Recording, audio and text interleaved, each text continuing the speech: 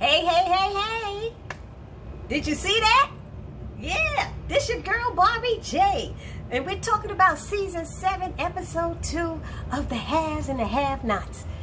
Let's jump right in.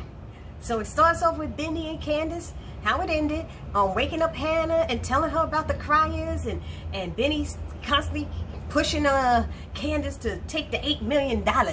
Take the $8 million, Candace. Take the $8 million and leave. It's like, I don't know why he turned into the one you have to worry about. It's unbelievable. And while she trying to do the right thing and getting her mother's good graces. You know what I mean? So I don't know what's going on with that. But anyway, so then David and Jeffrey, it goes to their house, and David and Jeffrey at the police have the police at the house, and that's when Jeffrey was telling everything about his mama and stuff, and that she probably did it. They said, do you think you know who did it? And they said, and then that's when they learned that there was a shooting at the Crier's house. And he said 3 people, and they're like, only 3 people lived there. So Jeffrey and David are like out, and the cops are like, wait, we got a crime scene here. Your house is shot up. You can't go nowhere. And they was like, nah, those our friends, the Criers. We got to go. We got to bounce. And so they bounced. They bounced and jumped in their car. They was like, dun, dun, dun, dun, dun, dun. Anyway, gotta go. And so they go, and then David, what happened? It changes to Mitch. And he comes to get Benny, and he has a little heart-to-heart with Candace, because, you know, they had a thing back in the day, but Benny don't know about it. And he's like, you know, I love you, I got you, all this stuff. And he was hugging her, and Benny come out saying, you hugging my sister way too long. We need to stop this mess. I have a feeling they going to get back together. You know, they're going to be messing around. I hope not, but they might be. But, you know, Mitch is jumping into that Malone thing. He getting into his name, but he's still trying to stay out of it. But he in there. He in there because he do some stuff now, you know. So when Mitch gets Benny his stuff, they leave, right, and go to the strip club. And Hannah leaves and go to the Criers. So then Derek calls, and I'm like, why he calling at night? Wasn't that nighttime? That's so strange. Anyway, Derek calls, and Hannah's house phone, and Candace answers the house phone. I'm like, since when you answer people's phones, I don't care if that's your mama. You don't answer your mama's house phone unless she said you could. That's like answering somebody's cell phone. You don't do that. You know, I was like, hello, since when do we do that? Answer other people's stuff. So then Rocky goes to visit Roderick, and see, I was hoping Roderick didn't tell people that he had this little pad that Miss Crier put him up in. But that just go to show he playing Miss Crier. He playing her. So he goes and visit him, and he tells him about the Criers being shot, and he's like, oh man, like he said, enjoy it while it lasts, because like you ain't gonna be here no more. And poor Roderick is like broken now. He like, oh, that's jacked up. So Rocky leaves. And then it goes back to Madison and Justin in the hospital, and you know, Justin asks, and he was handcuffed at one time, but now he was no longer handcuffed, and he gonna ask Justin gonna ask Madison to undress him, you know, dress him, help him get dressed. So he got to take his clothes off, his stuff, and then when he helps him put it on, you know, Madison didn't want to do it. Madison didn't want to go in that room, but he kept pushing that button. And between him and the black girl at the desk, she didn't want to go in there either. But she went in there, and he asked for Madison, and Madison had to go back in there.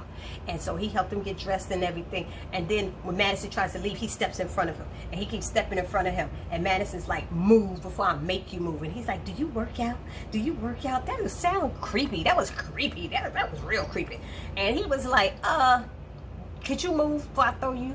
You know? But he said, fine. He said, yes, I work out. Now, get the hell out of my way. You know, he was trying to be nice, but he was like, get out of my way.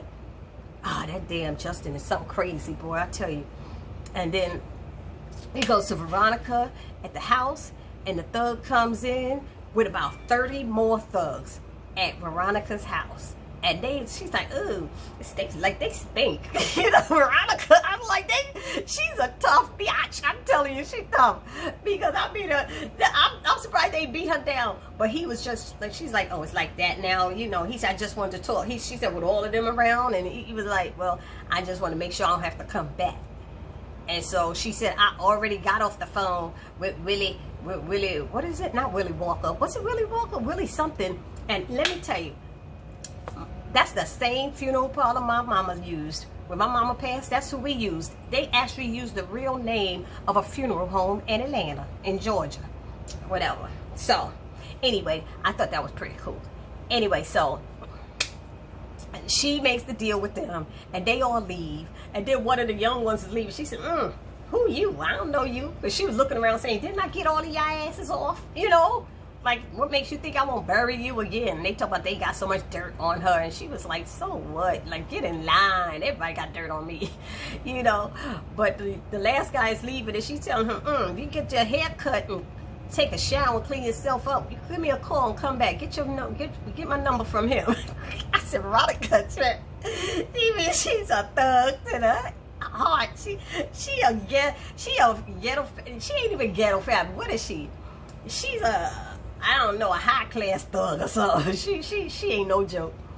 Anyway, so I like Veronica. And that suit she had on with the black leather, she had the black leather with the red bottom pumps and stuff. She was working it. She got a nice little shape. She looked so hard and tough with the black lipstick and stuff. And she smoking the cigarette. I was like, yo, her cigarette was even long and thought. It was one of those Slims. Yo, Veronica be working it. Her wardrobe is off the chain, I'm telling you.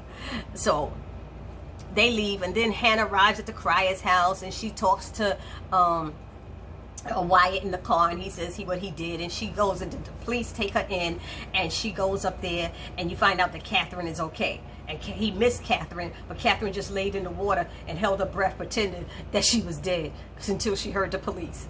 So that was that. And then what happened? The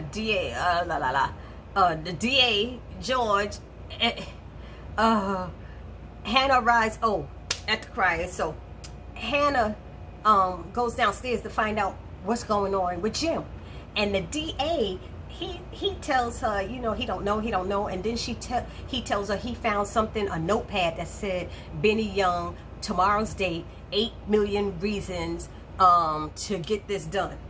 8 million reasons to get this done. And it was like, what is going on? So they asked, the DA asks Catherine, is she okay? How's she doing?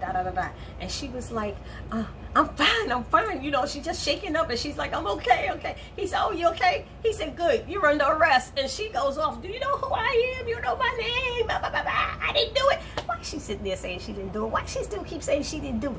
She knows she did it. She was pissed too, but she did it. I tell you, she kept like, I ain't do it. And Hannah's sitting there like, what? But you know, Hannah's like, calm down, just go with them. See, Hannah, you don't live in New York. Because in New York, you just don't go with them like that. It's crazy, you know. She's like, just go with them. But Catherine had to protest, you know. And she in her nice pajamas, thank God, they took out just like that, soaking wet and everything. Yeah, but I tell you, they don't care sometimes. But that DA been trying to get her so long till, you know, and Catherine's still thinking her husband's dead, so she don't know, you know. She's like, they're in the hospital, got him in the hospital. So then it goes back to Landon. Now all of a sudden Landon's in the bar with the guy. He had an argument the episode before. Like they were fighting and they left each other and they wouldn't see each other again because he feel like that guy is trying to take his place. And so Landon's in there with him, and I don't know how Tyler wrote this script because something didn't match up there. I don't know. Y'all tell me down in the comment section. Wasn't there something that didn't match up? Tell me in the comment section. But that's what I noticed. Anyway, so Landon is in there, and he tries to him and that guy, whoever it is with the mop on his head that looks so silly, he left. And Landon went over there and tried to talk to this black guy that was sitting there. And he's like, are you gay? He's like, no, and I'm not interested. And he's like, dude, I'm trying to study. Landon's trying to get him a drink. Nah, I don't want a drink. It was crazy. Landon was acting like a real, like, creep. It was creepy. You just up on somebody. It's like, why you up on somebody? So, so then Landon, while he's sitting there, he sees that guy, Scott, the one who came in the hotel and was shaking things up and threatening to deport people and everything. Oh my God, because that's the other thing. Roger is still worried about being deported, but Rocky's saying they not, because all they wanted was Candace. So they got Candace, they done messed her up, and that was the whole thing, you know. But you just never know with these things what's going to happen, you know. You never know. So, you know, so Landon, of course, he got into, he saw the guy Scott, and he took a picture of him. Scott was in there cheating on his wife, and they're in Detroit. This is a bar in Detroit, and Scott was in there in the corner kissing and making out with this woman, and he's a married man. So Landon walks up, after he takes a picture or two, he walks up to him and he tells him, what's up? Hey, how you doing and stuff? Can I talk to you and stuff? And then he asks him, what is he doing there? Is he there because of the president? You know, and that's what I think they are, because we know that they trying to get rid of the president. Landon might not know, but we know that they trying to make him look bad and stuff. But the thing is, he's already in, so I don't know why they trying to do that, but that's politics. You know, that's politics. I can't. And so Landon tells him he gonna keep that picture. I took a picture, and he gonna keep it as security if anything happens. But I think he was trying to get some help, you know. And then Landon calls Candace, and and she hangs up on him. And then he calls back, and he's begging her, don't hang up, don't hang up. And he wants to talk to her. He's like, he's trying to figure out a way to get her back with the president so he can get his job back. So she's like, oh, so it's all about you. It's just all about you. Hello, Candace. When you was doing your dirt, it was all about you too. It's always all about you. That's why when you and your mama was having that little mother-daughter moment, and the mother say, don't you miss that? You know, miss being free. You know, Candace always had to be worried about stuff. And she was like, was you happy? Her mother asked her, was she happy? And she was like, not really. She said, right. She said, you know, you couldn't have been. She said, I can't imagine you was happy, you know. But anyway, but that was last episode. Anyway, so Landon, he calls Candace. She hangs up on him. He finally gets through to her. He talks to her. She's not really trying to hear it, but that was it. It ended with him talking to that guy Scott, you know, and trying to make a deal and telling him he gonna hold on to that tape, so it better not be no problems. And that was it. I mean, that was a quickie, you know. That was a quick episode. And I'll be back tomorrow with 2 more episodes, because we got to get these episodes in before season 8 starts in 2 days. All right? So this is your girl, Barbie J, and signing out. Peace.